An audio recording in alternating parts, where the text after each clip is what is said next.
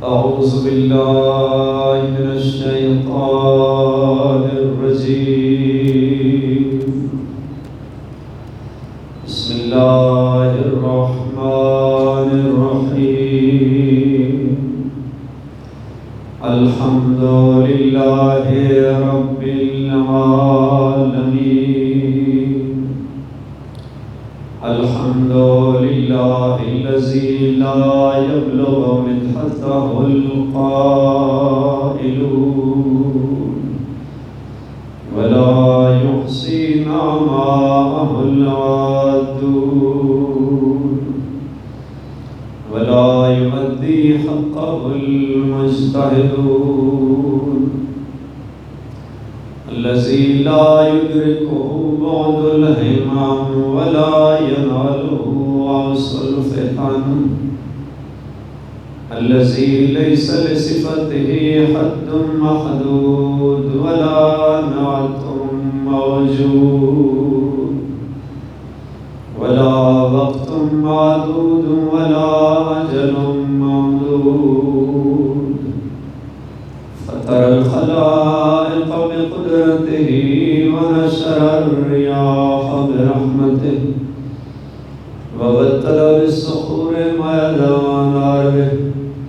الصلاة والسلام على سيد الأنبياء وأبي القاسم محمد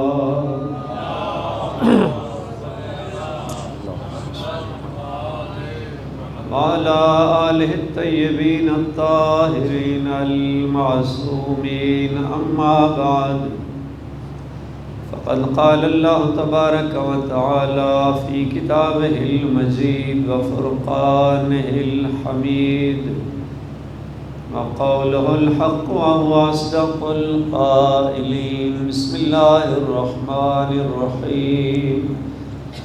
وجعلنا منهم أئمة يهدون بأمرنا وأوحينا إليهم فعل الخيرات وإقام الصلاة وإيتاء الزكاة وكانوا لنا عابدين. صلوات پڑھ لیں.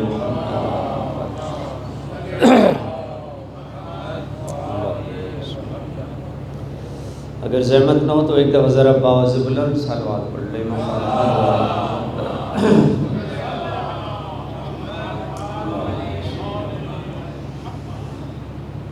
واجب الاحترام معزز سامعین، محبان اہل بیت اطہار علیہم السلام،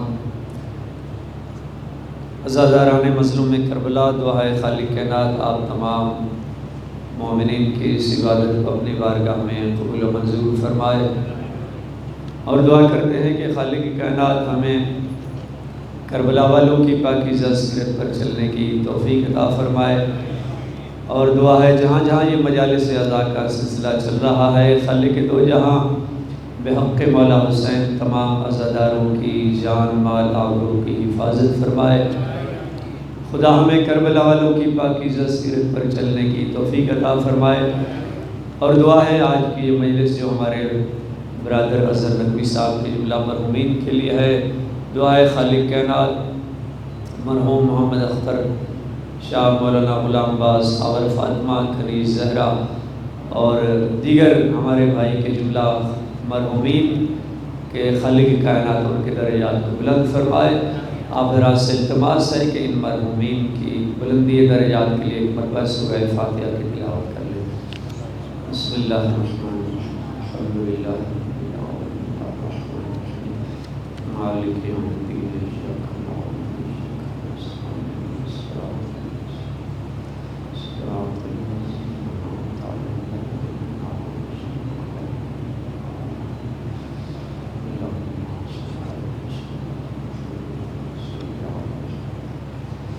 باعث بلند صلوات پڑھ لیں. محمد وآل محمد. اللہم صلی علی محمد وآل محمد. کچھ مومنین و مومنات کے لیے دعا صحت کی التماس دعا کے لیے کہا گیا ہے. کشور سلطانہ ذکیہ اختر منور شاہ اسد رضا. دعا ہے پروردگار عالم حق مولا امام موسیٰ کاظم علیہ السلام ان تمام مومنین مومنات جو مریض ہیں ان کو شفائے کاملہ عطا فرمائے۔ ان دعاؤں کی قبولیت کے لیے مل کے باعث بلند صلوات پڑھ لیں۔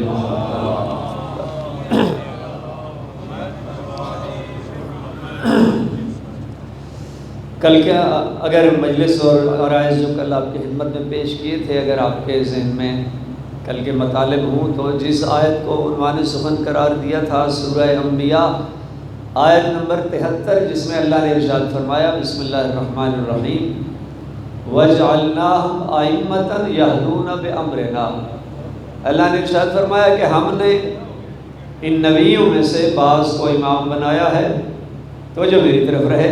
ایک دفعہ صلوات پڑھ لیں محمد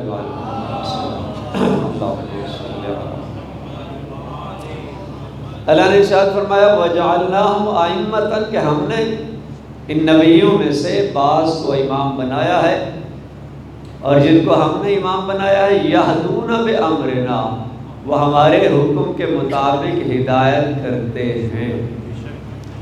اور پھر آگے ارشاد ہوا وَأَوْحَيْنَا إِلَيْهِمْ فِعْلَ الْخَيْرَاتِ کہ جن کو ہم نے امام بنایا ہم نے ان پر وحی نازل کی، کس بات کی؟ کہ وہ خیر کو انجام دے، نیک اور نیکیوں کو انجام دے، وَإِقَامَ الصَّلَاةِ اور نماز کو قائم کریں، وَإِيتَاءَ الزَّكَاةِ زکوٰۃ کو ادا کریں، وَكَانُوا لَنَا عَابِدِينَ اور چونکہ وہ ہمارے عبادت گزار بندے تھے اس لیے ہم نے ان کو امام بنا دیا۔ اسی آیت کے ذیل میں کل یہ عرض کیا تھا کہ امام ہادی ہوتا ہے، امام کی زندگی کا ہر لمحہ ہدایت پر گزرتا ہے۔ امام کی اس دنیا میں آنے کا بنیادی مقصد وہ انسانیت اور بشریت کی ہدایت ہوتی ہے، اور وہ ہدایت کے فریضہ الہی کو لے کر امام اس دنیا میں اپنی زندگی گزارتا ہے، اور اسی فریضہ الہی کو نبھاتے ہوئے اس دنیا سے چلا جاتا ہے۔ تو امامت لازمہ ہے ہدایت کا، امامت اور ہدایت ہمیشہ ساتھ ساتھ رہے ہیں۔ اور کل کی گفتگو میں عرض کیا تھا کہ ساتویں امام امام موسیٰ کاظم علیہ السلام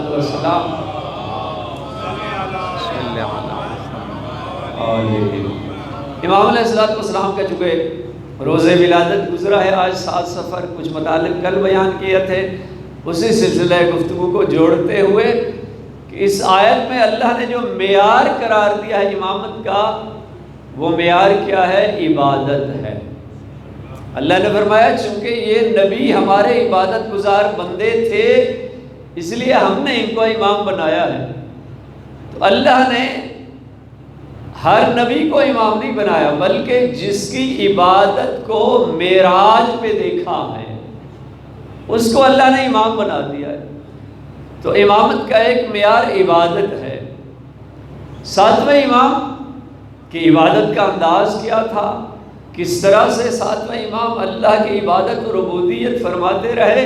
کل میں نے اشارہ کیا تھا کہ جب ہارون الرشید نے اس ملعون نے بغداد کے زندان میں جہاں مولا اسیر تھے، قید میں تھے، وہاں اس فاحشہ کو بھیجا تاکہ امام موسیٰ کاظم کی عصمت کو داغدار کیا جا سکے، اور جب اس کو زندان میں امام کے قید خانے میں فاحشہ کو وہاں بند کر دیا گیا، اب یہ فاحشہ گناہگار عورت یہ منتظر ہے کہ امام شاید اس کی طرف توجہ فرمائیں گے، لیکن امام کی عبادت کا انداز یہ تھا کہ امام صبح کی نماز کے بعد سر سجدے میں رکھتے تھے، ظہر کے وقت سر اٹھاتے تھے، اور ظہر کی نماز کے بعد امام سر سجدے میں رکھتے تھے، عصر کی نماز کے وقت امام سجدے سے سر اٹھاتے تھے۔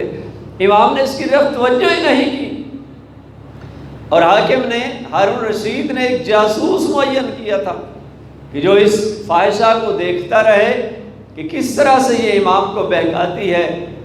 اس جاسوس نے رات بھر کیا منظر دیکھا کہ وہ فاحشہ جو وقت کے ہادی اور امام کو بہکانے کے لیے آئے تھی، جب امام کی عبادت کے اس منظر کو دیکھا تو تاریخ نے لکھا ادھر امام سجدے میں سر رکھتے تھے، ادھر یہ فاحشہ بھی سجدے میں سر رکھتے تھے۔ امام رکوع میں جاتے تھے، اس کو امام کو دیکھتے ہوئے یہ بھی رکوع کرتی تھی، امام قیام میں جاتے تھے، یہ بھی قیام کرتی تھی۔ اور یہ جب جاسوس نے اس ساری حالت کو حاکم کو بتایا دوسرے دن کہ آپ نے جس فاحشہ کو موسیٰ کاظم کو شکار کرنے کے لیے بھیجا تھا وہ خود اسی طرح کی عبادت کر رہی ہے، ہارون رشید نے حکم دیا، اپنے سپاہیوں کو بھیجا، جاؤ اس فاحشہ کو گرفتار کر کے لے آؤ۔ زندان سے نکال کے لایا گیا، جب حاکم کے سامنے پیش کیا گیا، ہارون رشید نے کہا کہ ہم نے تمہیں کس کام کے لیے بھیجا تھا اور تم وہاں کیا کرنے لگی؟ تم کون سا کام کر رہی تھی؟ اب جواب سنیے گا۔ وہ کہتی ہے کہ اعتراض تو مجھے ہونا چاہیے کہ تیرے سپاہیوں نے میری عبادت میں خلل کیوں ڈالا ہے، تیرے سپاہیوں نے میری عبادت میں خلل کیوں ڈالا ہے؟ میں اپنے خالق کی بارگاہ میں سجدہ ریز تھی، تو نے اپنے سپاہیوں کو بھیجا کہ مجھے لایا جائے۔ جب یہ حالت دیکھی اس نے، یہ امام ہادی امام ہے، امام کی ہدایت کا انداز یہ ہوتا ہے۔ اور اسی فاحشہ جو اتنی گناہ گار تھی، بدکار تھی، ایک لمحے کے لیے بارگاہ امامت میں آتی ہے اور امام اس کو عابدہ اور زاہدہ بنا کے بھیج دیتے ہیں۔ امامت نے ایسے ہدایت کی ہے، ایک ایک لمحہ امامت کا۔ اور وہ بھی بڑا مشہور واقعہ سنا ہے آپ کا، علامہ ہلی نے منہاج الکرامہ میں اس واقعے کو نقل فرمایا۔ ایک دفعہ سارے مل کے باوز بلند صلوات پڑھ لیں۔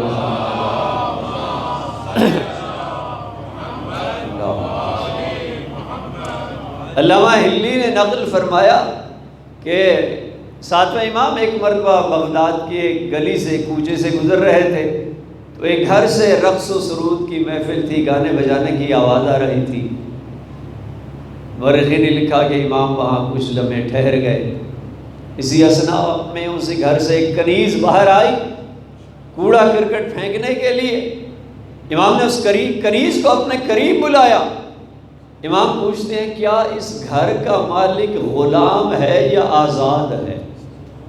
توجہ فرمائیے گا، وقت کا ہادی امام ہے۔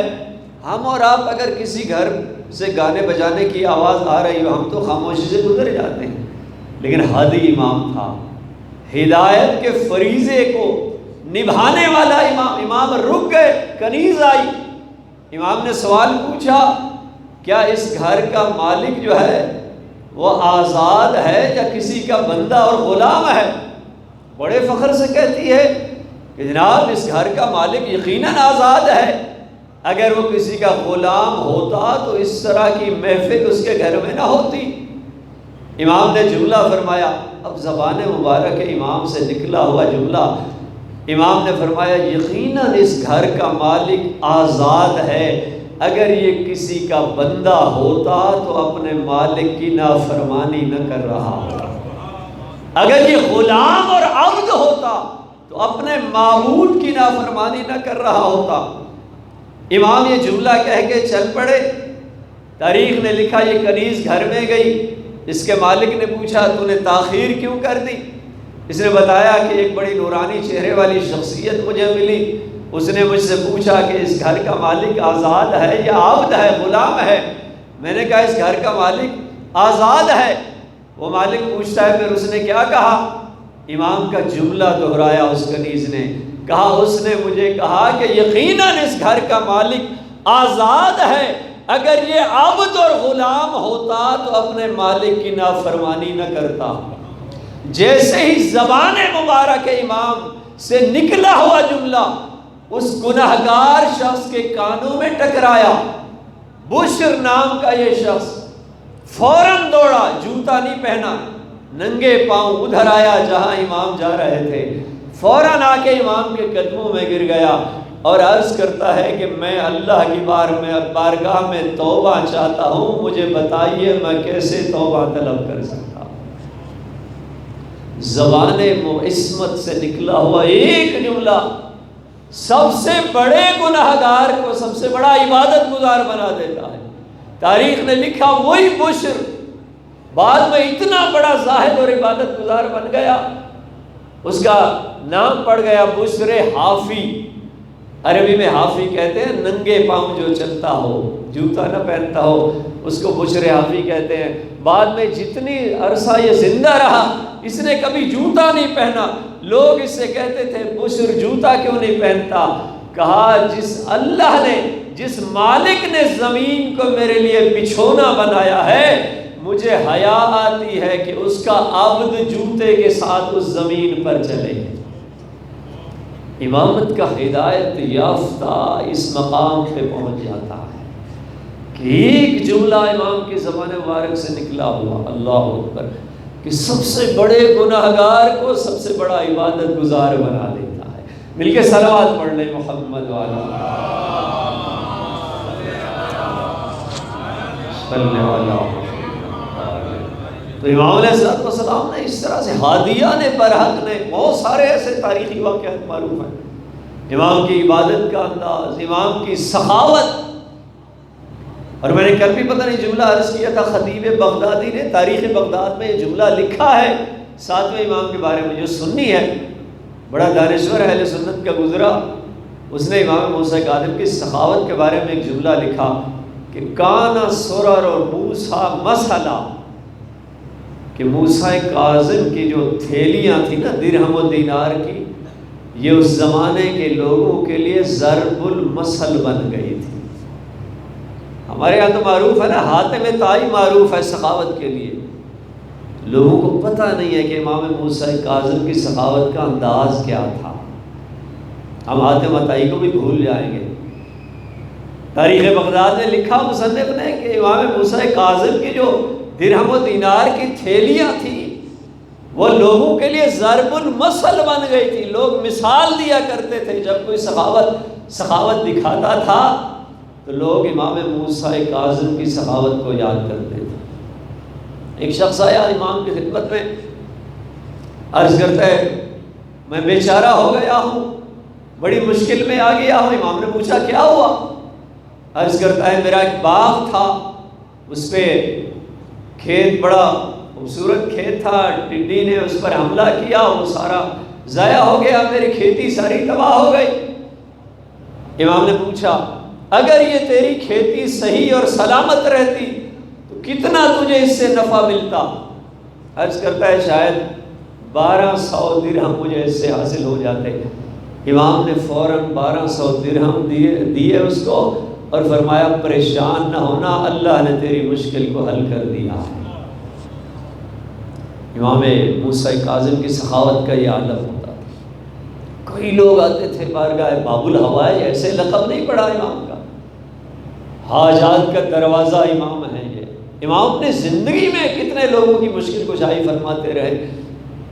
ایک اور شخص آیا، یہ واقعہ نقوش عصمت میں علامہ ذیشان در جوادی نے بھی اس کو نقل کیا ہے۔ ایک دفعہ سارے مل کے صلوات پڑھ لیں محمد والا۔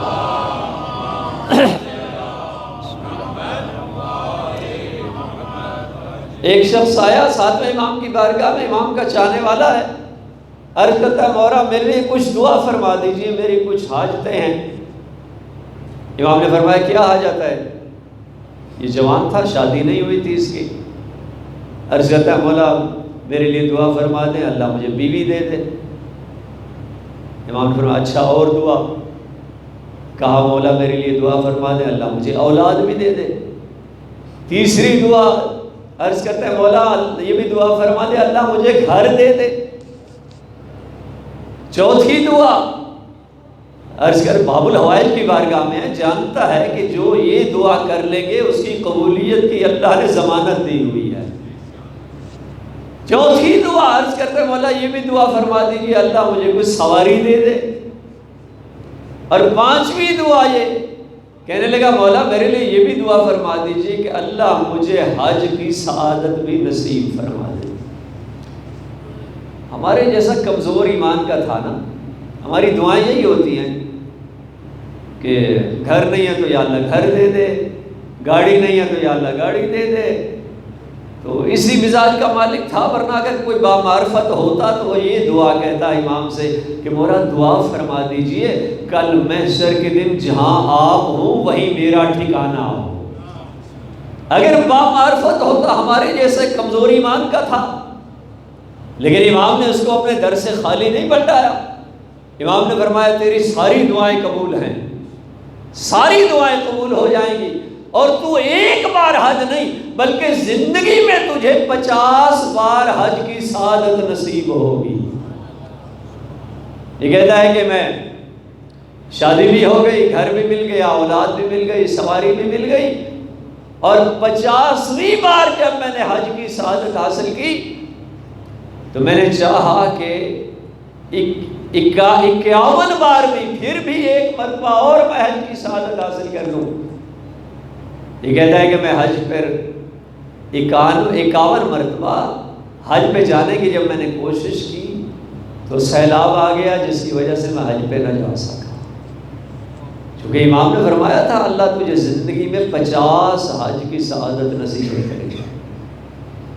تو غرض بہت سارے لوگ آتے تھے بارگاہ امام میں اپنے حوائج لے کر، اپنی حاجات لے کر، اور امام وہیں کھڑے کھڑے دعا فرما لیا کرتے تھے، لوگوں کی مشکل حل ہو جایا کرتی تھی۔ ایک دفعہ سارے مل کے صلوات پڑھ لے محمد والا۔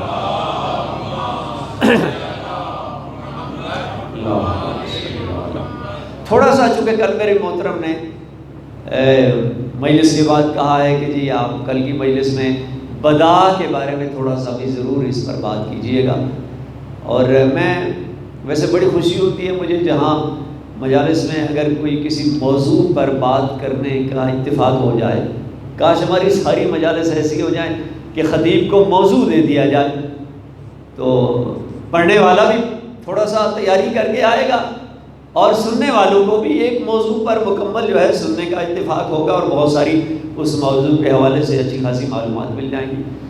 تو میرے محترم نے کہا بدا کے حوالے سے، اور بدا جو ہے آج کی ہماری گفتگو سے اس کا ربط اور تعلق بھی ہے، چونکہ چھٹے امام کی شہادت کے بعد، بلکہ چھٹے امام کے زمانے میں ہی لوگوں نے کہنا شروع کر دیا تھا کہ چھٹے امام کے بعد جو 7ویں امام ہیں وہ اسماعیل ہیں۔ چھٹے امام کے فرزند اسماعیل جو بڑے بیٹے تھے امام جعفر صادق علیہ السلام کے، لوگوں نے کہا کہ یہ 7ویں امام ہوں گے امام کے بعد، اور اپنا نظریہ بنا لیا، عقیدہ بنا لیا، اور اس کی بنیاد اور بیس یہ تھی۔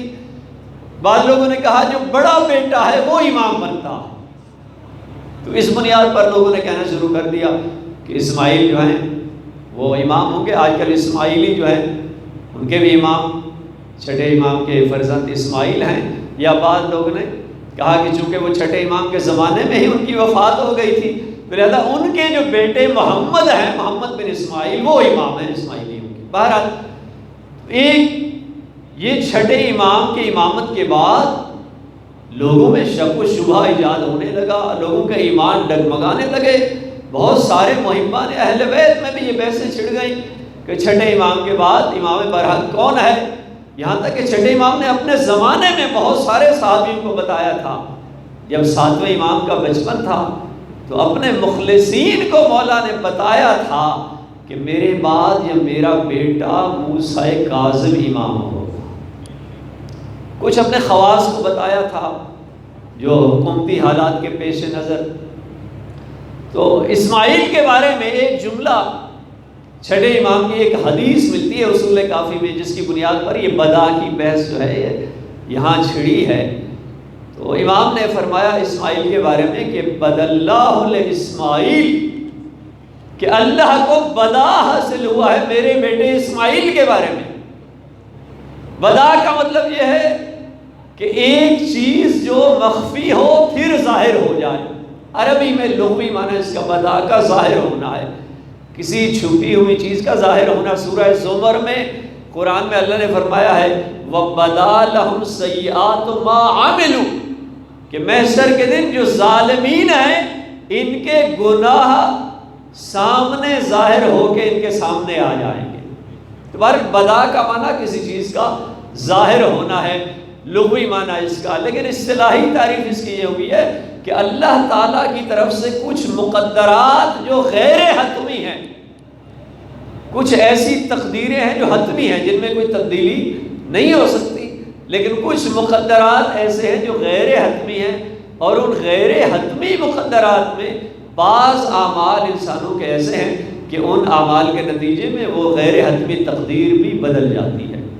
مثلا تھوڑا سا مثال سے اور واضح کر دوں کہ صدقہ دینا، آپ سارے جانتے ہیں کہ صدقہ جو ہے مصیبت اور بلاؤں کو ٹال دیتا ہے۔ صدقہ یہاں تک کہ حدیث میں آیا ہے کہ 70 بلاؤں کو کھا جاتا ہے۔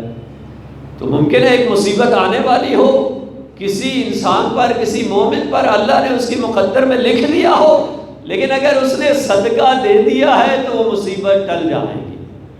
یا اسی طرح سے صلہ رحمی کرنا، رشتہ داروں سے اچھا تعلق قائم کرنا، یہ ایک ایسا عمل ہے جس کے بارے میں احادیث میں ملتا ہے کہ انسان کی زندگی طولانی ہو جاتی ہے۔ ممکن ہے اللہ نے کسی کی زندگی اگر 70 سال لکھی ہو اور اگر وہ رشتہ داروں سے حسن سلوک کرنے لگ جائے تو اس کی زندگی میں اضافہ ہو جائے، عمر طولانی ہو جائے۔ بہت ساری نیکیاں ہیں جو ان مقدرات غیر حتمی کو تبدیل کر دیتی ہیں، اور بہت سارے گناہ اور برائیاں بھی ہیں کہ جس کی وجہ سے وہ مقدرات غیر حتمی تبدیل ہو جاتے ہیں۔ بہرحال تو بدا، چھٹے امام نے فرمایا کہ میرا بیٹا اسماعیل، اس کی جو موت واقع ہونی تھی وہ قتل کے ذریعے ہونی تھی۔ امام نے فرمایا میرا بیٹا اسماعیل قتل ہوگا اور اس کے نتیجے میں ان کی موت واقع ہوگی، لیکن بعد میں یہ جملہ امام نے فرمایا کہ وَبَدَا بَدَ اللَّهُ لِإِسْمَاعِيلَ، کہ اللہ کو بدا حاصل ہوا ہے میرے بیٹے اسماعیل کے بارے میں۔ اسماعیل کی موت اس کے مقدر میں اللہ نے یہ لکھ دی تھی کہ قتل سے ہوگی، لیکن ابھی اللہ نے اس کی موت کو تبدیل کر دیا ہے اور اپنی طبعی موت سے ان کی موت ہوگی۔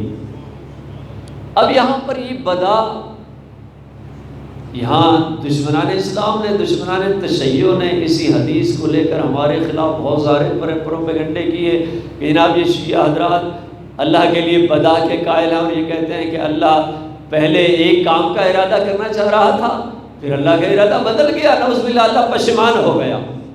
پہلے اللہ چاہ رہا تھا کہ اسماعیل کی موت قتل سے واقع ہو، بعد میں اللہ نعوذ باللہ پشیمان ہو گیا اور پھر اللہ نے طبی موت سے وہ مقدر میں لکھ دی۔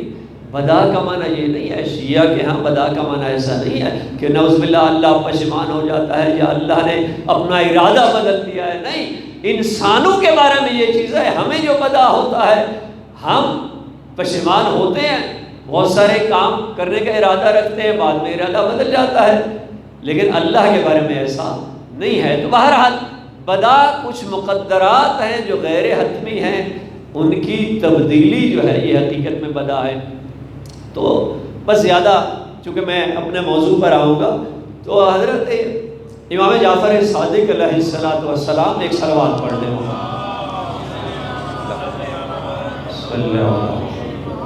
اسماعیل کے بارے میں بعض لوگوں نے کہا کہ چھٹے امام کے بعد یہ امام برحق ہوں گے، اور چونکہ چھٹے امام تو جانتے تھے کہ میری زندگی میں ہی میرا بیٹا اسماعیل جو ہے وہ زندگی دنیا سے چلا جائے گا، اور جب فوت ہوئے اسماعیل تو اس وقت چھٹے امام نے لوگوں کو بتایا کہ دیکھو اسماعیل طبعی موت سے فوت ہوا ہے، اب گواہی دینا کہ اسماعیل جو ہے اس دنیا سے چلا گیا ہے طبعی موت سے۔ ایک اور جو اس زمانے کی تشیع میں جو ایک مشکل پیدا ہوئی، وہ امام کے ایک بیٹے تھے عبداللہ، ان کے بارے میں بھی بعض لوگوں نے کہا کہ وہ امام برحق ہیں، ساتویں امام وہ ہیں۔ دوسرے بیٹے تھے چھٹے امام کے عبداللہ افتح، اور ایک فتحی مذہب بعد میں باقاعدہ مذہب بن گیا جنہوں نے عبداللہ کی امامت کے جو قائل ہو گئے۔ تو اسماعیل چونکہ چھٹے امام کے زمانے میں ہی فوت ہو گئے تھے تو بہت سارے لوگ پھر ان کی امامت سے ہٹ گئے اور انہوں نے ساتویں امام کو ہی اپنا امام برحق مان لیا۔ لیکن عبداللہ چونکہ چھٹے امام کی شہادت کے بعد فوت ہوئے ہیں، 70 دن بعد چھٹے امام کی شہادت کے بعد جو آپ کے دوسرے بیٹے تھے عبداللہ، ان کا انتقال ہوتا ہے۔ تو اس لیے چھٹے امام کی شہادت کے بعد بہت سارے لوگوں نے کہا عبداللہ ہمارے امام ہیں، ساتویں امام یہ ہیں، اور عبداللہ افتح ان کا لقب، افتحی باقاعدہ ایک مذہب، اب تو وہ مذہب ختم ہو گیا لیکن اس زمانے میں کچھ لوگ تھے۔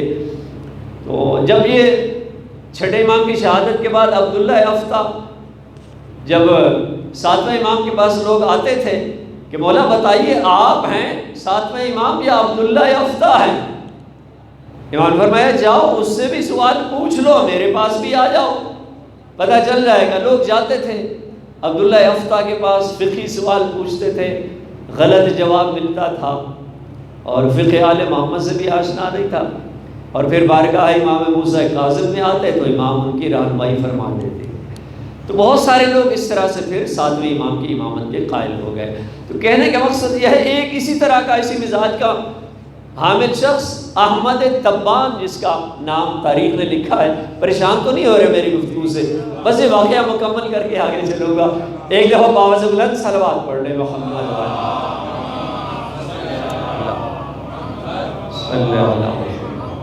احمد تبان بھی عبداللہ افتیٰ کی امامت کا قائل ہو گیا۔ یہ کہتا ہے کہ میں رات کو سو رہا تھا اپنے گھر میں، اور معمول میرا یہ تھا کہ میں صبح کی اذان کے وقت اٹھ جاتا تھا نماز صبح کے لیے، لیکن ایک دن میں اذان کے ٹائم پہ نہیں اٹھا، اذان کا وقت گزر چکا تھا، نماز کے صبح کا وقت بھی کچھ حصہ گزر چکا تھا، اور میں سو رہا تھا۔ میں نے کیا دیکھا کہ ساتویں امام، امام موسیٰ کاظم میرے سرہانے موجود ہیں، اور امام نے فرمایا عبداللہ افتیٰ تنام الی ھذا الوقت، کہ ہمارا شیعہ جو ہے وہ کبھی بھی اس وقت تک صبح کو نہیں سوتا۔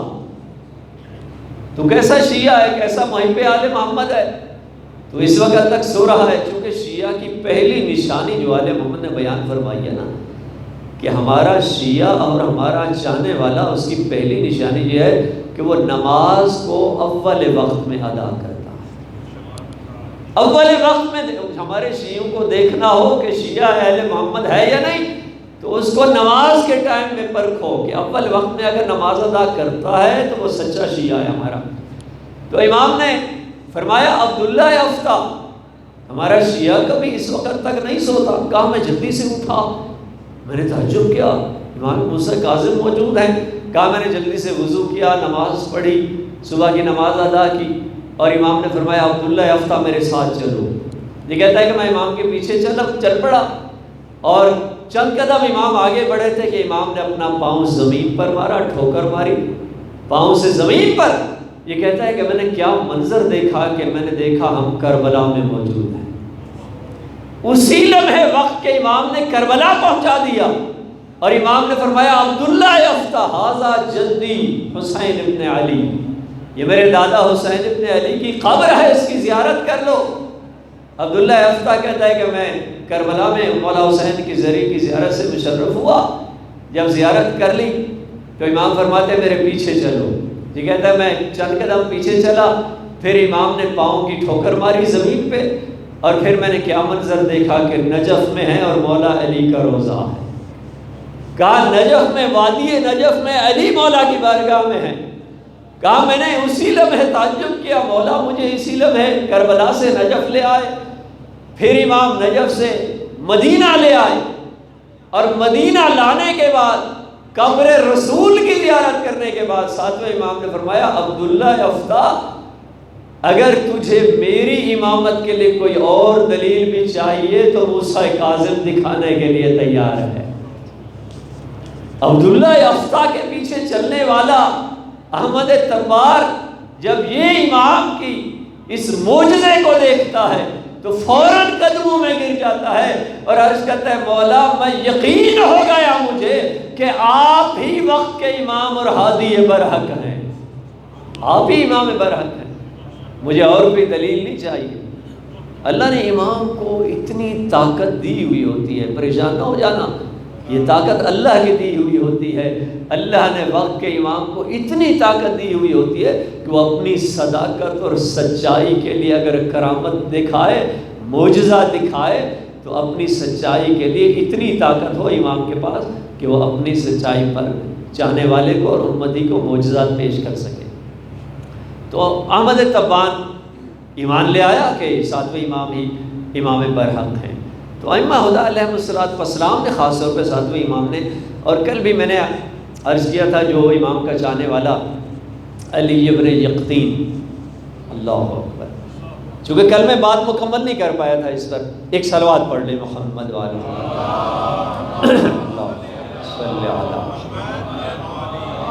علی ابن یقطین، یقطین کا بیٹا علی۔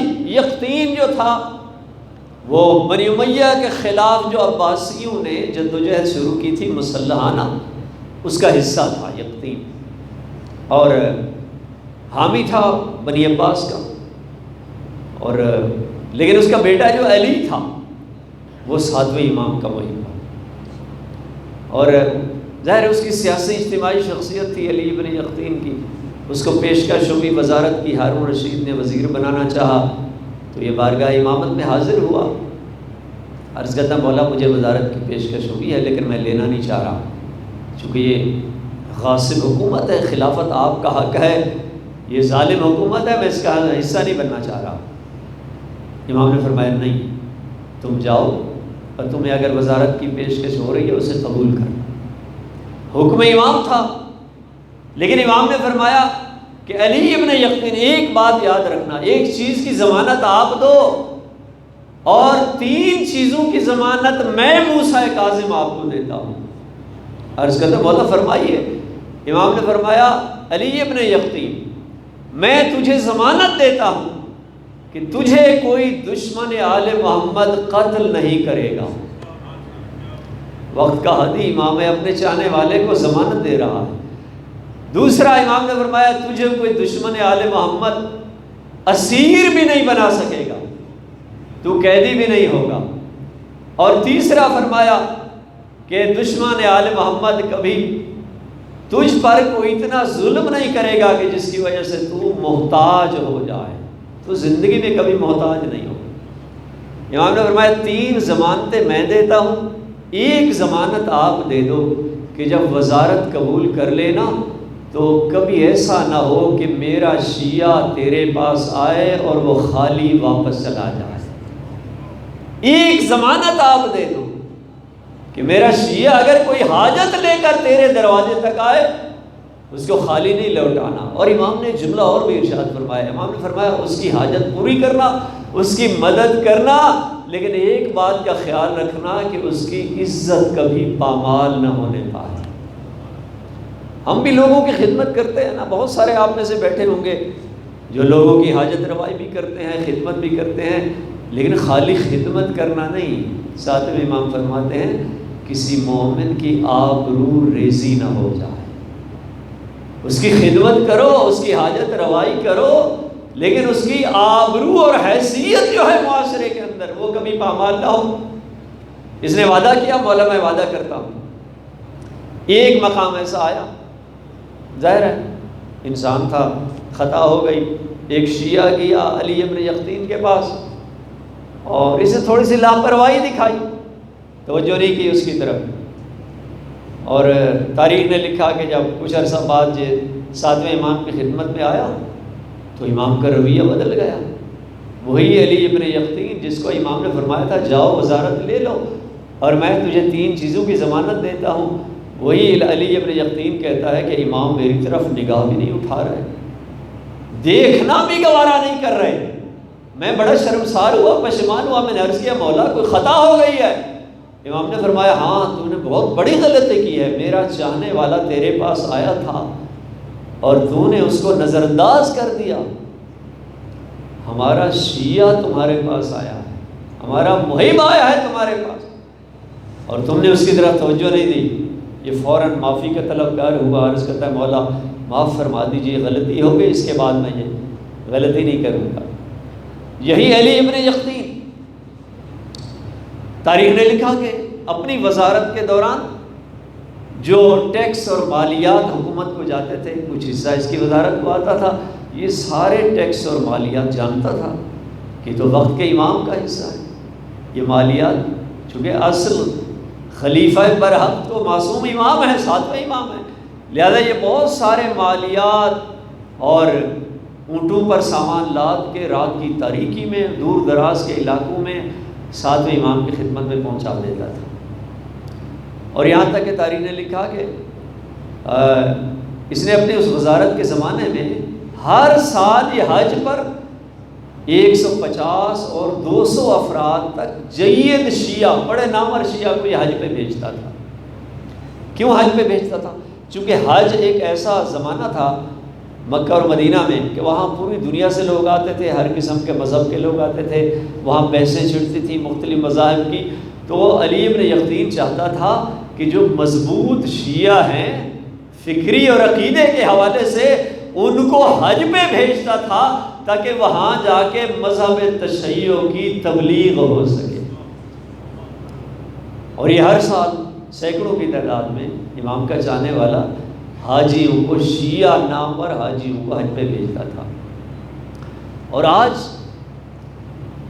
اسی علی ابن یقطین کو ایک مرتبہ حاکم بغداد نے اور ہارون رشید نے ایک بڑا قیمتی لباس، شاہی لباس، بادشاہی لباس اس کو دیا، اس کی اچھی کارکردگی کے نتیجے میں.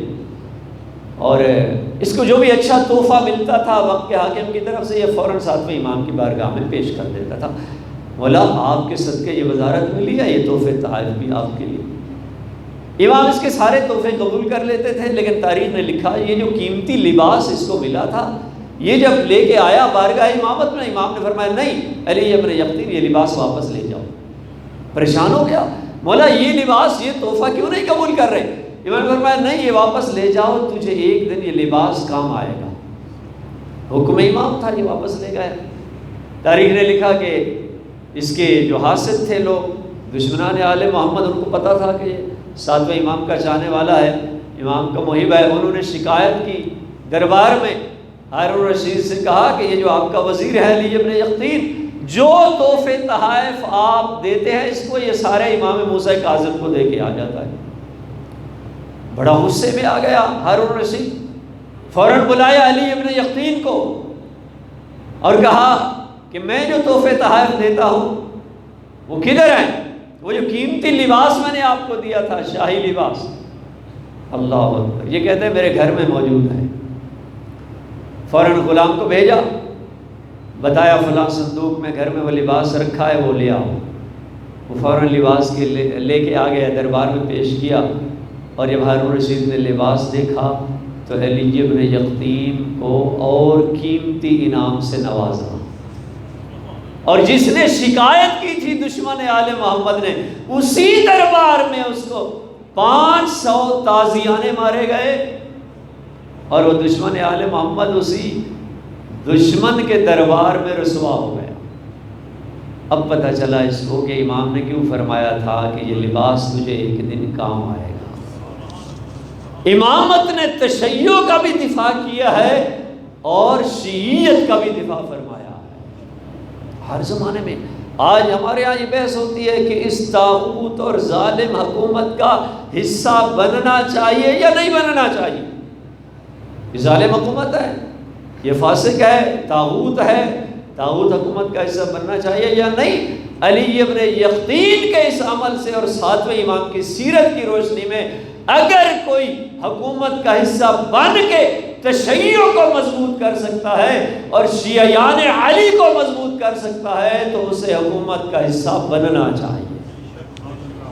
یا جو بل پاس ہو رہے ہیں، اگر پارلیمنٹ میں صحیح شیعہ ہوتے جو اپنے مکتب کی صحیح پاسداری کر رہے ہوتے تو یہ آسانی سے بل پاس نہ ہو جاتا.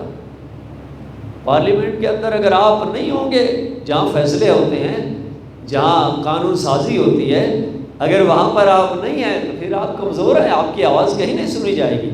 لہذا دوستو، میں کسی سیاسی جماعت کی مخالفت نہیں کر رہا، لیکن جو ہمارے احباب شیعہ سیاسی جماعتوں میں ہیں ان کی اپنی مجبوریاں ہیں.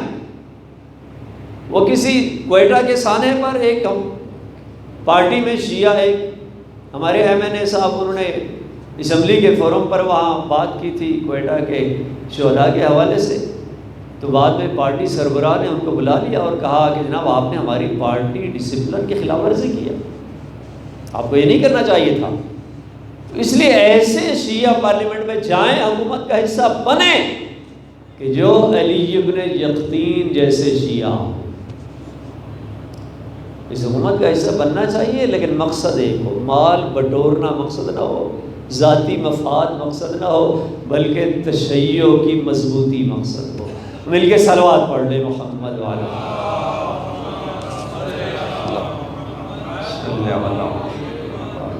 تو ساتویں امام نے امام کی بہت سارے ایسے واقعات تاریخی مناظرات موجود ہیں، علمی واقعات موجود ہیں۔ امام علیہ السلام نے اپنے زمانے میں اپنے چاہنے والوں کی رہنمائی بھی فرمائی ہے، اور یہاں تک کہ ایک مرتبہ ہارون رشید نے 7ویں امام، بس بات ختم کر رہا ہوں، آپ کو زیادہ زحمت نہ دوں، 7ویں امام کو آزمانا چاہا اور کہا کہ میں چاہتا ہوں کہ فدق جو آپ کا حق تھا اور غصب ہوا ہے، میں چاہتا ہوں اس کو آپ کو واپس پلٹا دوں۔ امام نے فرمایا دے دو۔ کہتے ہیں لیکن آپ پہلے بتائیے کہ فدق کا حدود اربع کتنا ہے۔ امام نے جب حدود اربع گنوایا تو فوراً پشیمان ہو گیا۔ وہ حدود اربع جو امام نے بیان فرمایا نا، وہ ساری سلطنت اسلامی کا حدود اربع تھا۔ یعنی فدق جو ہے اصل میں حکومت اسلامی تھی، کوئی باغ کی بات نہیں تھی، کھجوروں کا باغ نہیں تھا۔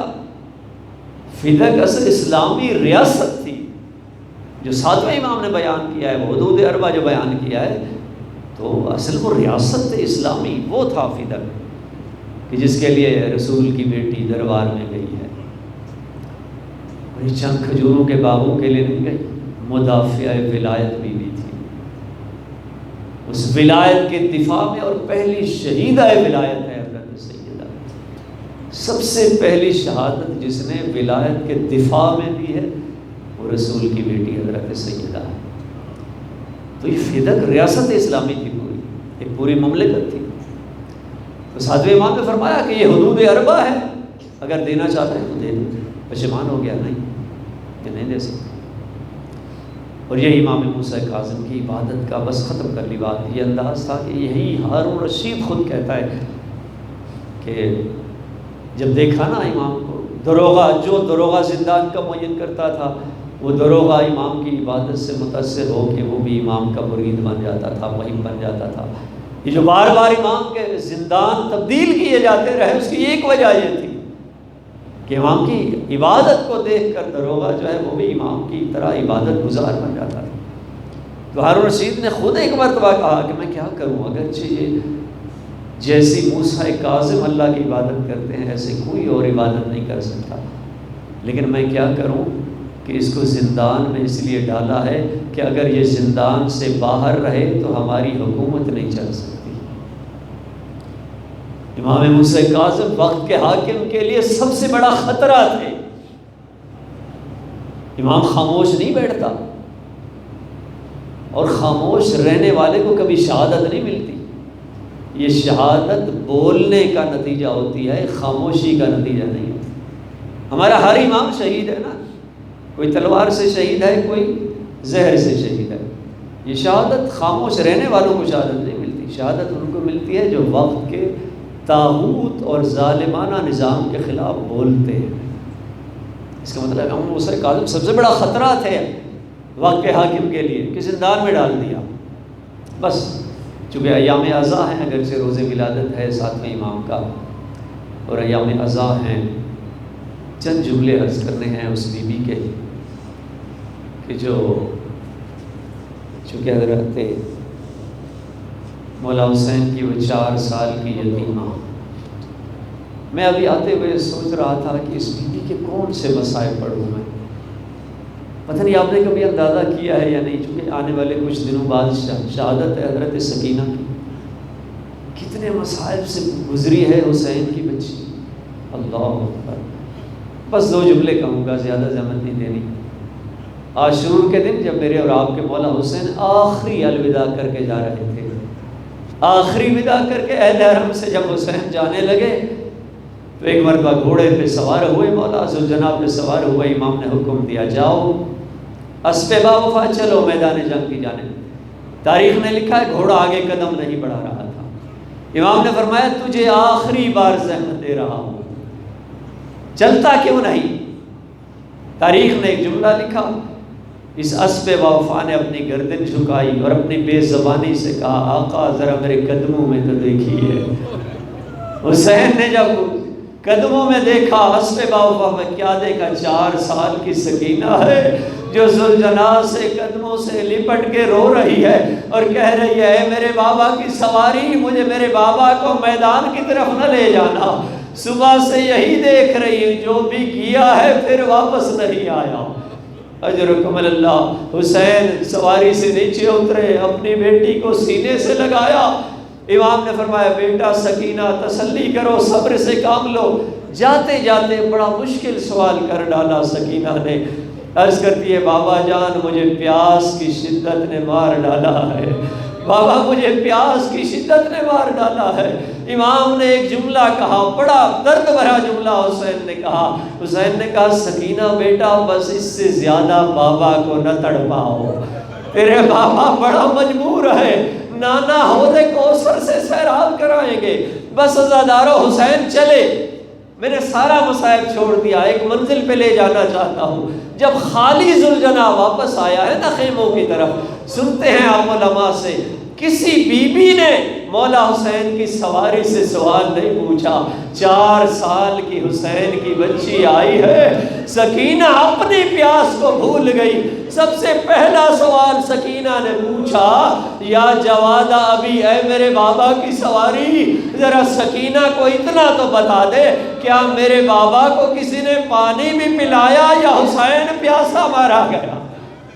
کیا میرے بابا کو کسی نے پانی بھی پلایا یا نہیں؟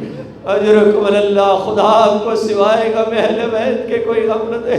ہاں عزادارو یہی وہ معصومہ ہے کہ جب ایک مرتبہ تاریخ نے لکھا بازار کوفہ میں اہل حرم کا قافلہ پہنچا۔ کل بھی میں نے عرض کیا تھا منظر کیا ہے، کوفہ کے گھروں کی چھتوں سے عورتیں پتھر برسا رہی تھی، جس کے ہاتھ میں پتھر نہیں تھا وہ آگ پھینک رہا تھا۔ اسی اثنا میں بے پلانے اونٹ پہ سوار ہیں نبی زادیاں۔ حضرت سکینہ نے حضرت زینب سے کہا پھوپھی اماں مجھے پیاس کی شدت نے مار ڈالا ہے، کوئی پانی کا بندوبست ہو سکتا ہے؟ تاریخ نے لکھا کوفہ کے گھر کی چھت پہ بیٹھی ہوئی ایک مومنہ نے یہ جملہ سنا، گھر سے پانی لے کے آ گئی، حضرت زینب کی خدمت میں پانی پیش کیا اور کہا مجھے آپ کسی شریف خاندان کے افراد لگتے ہو، یہ بچی آپ کی پیاسی ہے، میں پانی لائی ہوں۔ بچی کو پانی پیش کیا گیا حضرت سکینہ کو، لیکن یہ مومنہ کہتی ہے اے بچی پانی بھی پی لینا، لیکن میری 2 دعائیں ہیں، میں نے سنا ہے کہ قیدیوں کی دعائیں اللہ جلدی قبول کر لیتا ہے، آپ قیدی ہیں آپ کی دعائیں قبول ہو جائیں گی۔ خاندان بنی ہاشم کی بچی تھی، حضرت سکینہ نے کہا میں پہلے آپ کے لیے دعا کروں گی پھر پانی پیوں گی، بتاؤ کیا دعا ہے؟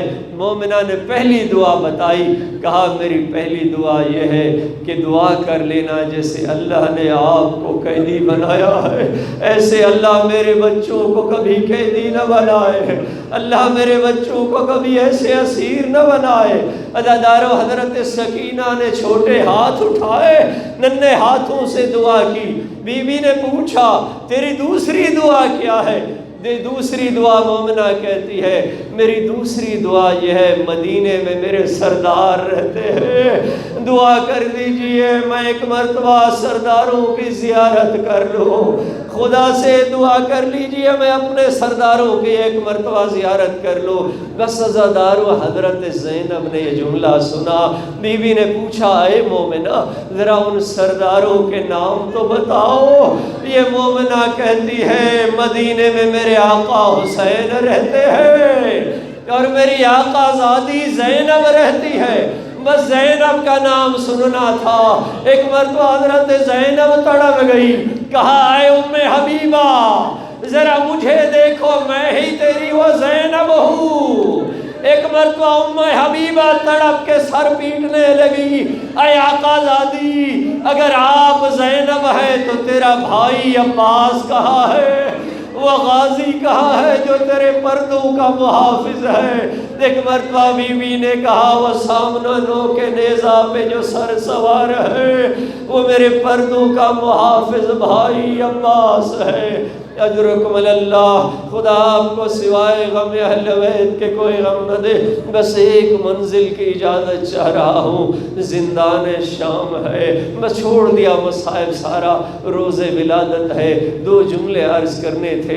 ایک جملے کی اجازت دے دیجئے کہ اہل آل محمد میں اس گھرانے میں سے 3 جنازے عزاداروں ایسے گزرے ہیں، 3 جنازے آل محمد کے ایسے گزرے ہیں۔ تاریخ نے لکھا ہے کہ جب ان جنازوں کو غسل دینے والا غسل دے رہا تھا، غسل دینا چھوڑ دیا، روتا ہوا باہر آ گیا۔ پہلا جنازہ رسول کی بیٹی زہرا کا جنازہ ہے۔ سادات سے معافی چاہتے ہوئے، رسول کی بیٹی زہرا کا جنازہ ہے۔ حضرت اسماء روایت کرتی ہیں کہ میں پانی دے رہی تھی، علی مولا غسل دے رہے تھے۔ غسل دیتے دیتے میں نے کیا دیکھا، علی کی چیخیں بلند ہونے لگی، علی زار و قطار رونے لگے۔ میں نے عرض کیا یا علی کیا زہرا کا فراق گوارا نہیں ہے؟ فرمایا کیوں نہیں اسماء، موت برحق ہے، مولا پھر اتنے بلند آواز سے گریہ کیوں کر رہے ہیں؟ ایک مرتبہ علی فرماتے ہیں اسماء میں غسل دیتے دیتے جب میرا ہاتھ زہرا کے زخمی پہلو پہ لگا، میں نے دیکھا رسول کی بیٹی کے پہلو کی ہڈیاں ٹوٹ گئی تھی، اور یہ وہ زخم تھا جو زہرا نے مجھ سے چھپائے رکھا تھا۔ یہ پہلا جنازہ ہے۔ اور دوسرا جنازہ عزاداروں میرے اور آپ کے چوتھے امام سجاد کا جنازہ ہے، چوتھے امام کا جنازہ ہے۔ صحابی روایت کرتا ہے امام باقر غسل دے رہے تھے، اپنے بابا کو غسل دے رہے تھے، غسل دیتے دیتے ایک مرتبہ روتے ہوئے مولا باہر آ گئے۔ میں نے عرض کیا مولا رونے کا سبب کیا ہے؟ امام باقر فرمانے لگے جب میں اپنے بابا کو غسل دے رہا تھا میں نے بابا کی پشت کو دیکھا، ظالموں کے تازیانوں کے نشان تھے، میرے بابا کی پشت ظالموں کے تازیانوں سے زخمی تھی۔ بس ختم کر لی مجلس۔ تیسرا جنازہ وہ زندان شام کا جنازہ ہے، وہ حسین کی 4 سالہ بچی کا جنازہ ہے۔ تاریخ نے لکھا ہے کہ روایت کے مطابق جب غسالہ کو بلایا گیا اور غسالہ غسل دینے لگی، غسل چھوڑ دیا، روتے ہوئے زندان میں آ گئی، پوچھتی ہے اس بچی کی ماں کہاں ہے؟ حضرت رباب کھڑی ہو گئی، حضرت رباب پوچھتی ہے کیا بات ہے؟ کہا اس بچی کو کون سی بیماری تھی؟ حضرت رباب نے کہا میری بچی کو کوئی بیماری نہیں تھی، کہ مجھے معاف فرمائیں گے سادات مومنین۔ ایک غسالہ کہتی ہے پھر اس بچی کے بدن پر نیلے داغ کیوں ہے؟ یہ نیلے داغ کیوں ہے؟ رباب نے سر پیٹ کے کہا یہ شمر کے تمانچوں اور تازیانوں کے نشان ہے۔ یہ سکینہ کو شمر کبھی تازیانے مارتا رہا، کبھی تمانچے مارتا رہا۔ الا لعنت اللہ علی القوم الظالمین وسيعلم الذین ظلموا أي منقلب ينقلبون۔ وآخر دعوانا ان الحمد للہ رب العالمین۔